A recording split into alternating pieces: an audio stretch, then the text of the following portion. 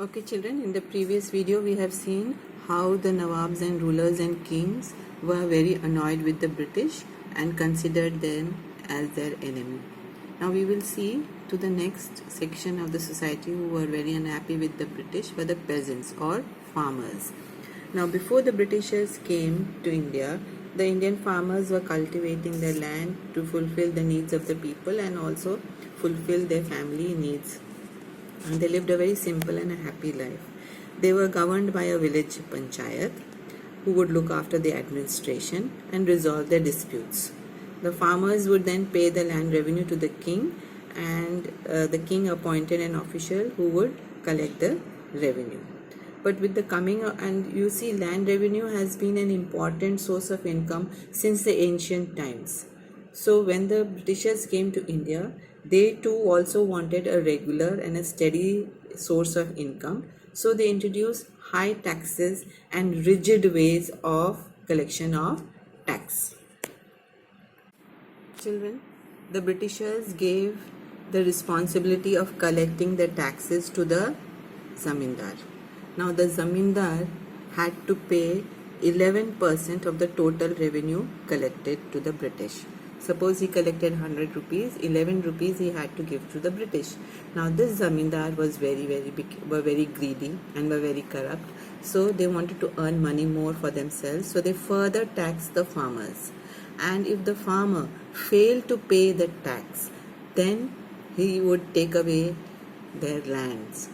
Okay, now so the farmer, in order to protect his land, he would approach the money lender and borrow some money in order to give the taxes, and this money lender also took advantage of this, and so finally the farmer got trapped in a never-ending cycle of loans and debts.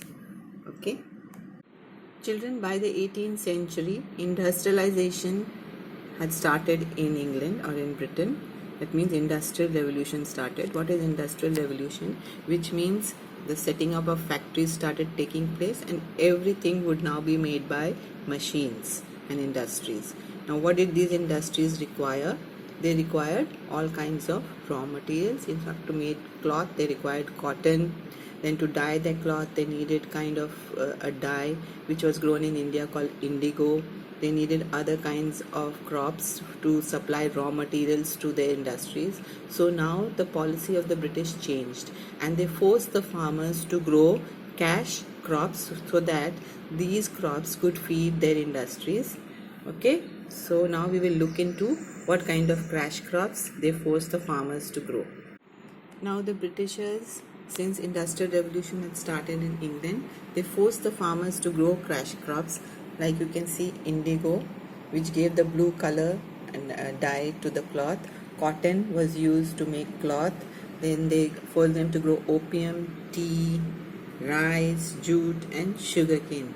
Okay, they were mostly interested now in these cash crops because they would provide raw material, a regular supply of raw materials to the industries in England.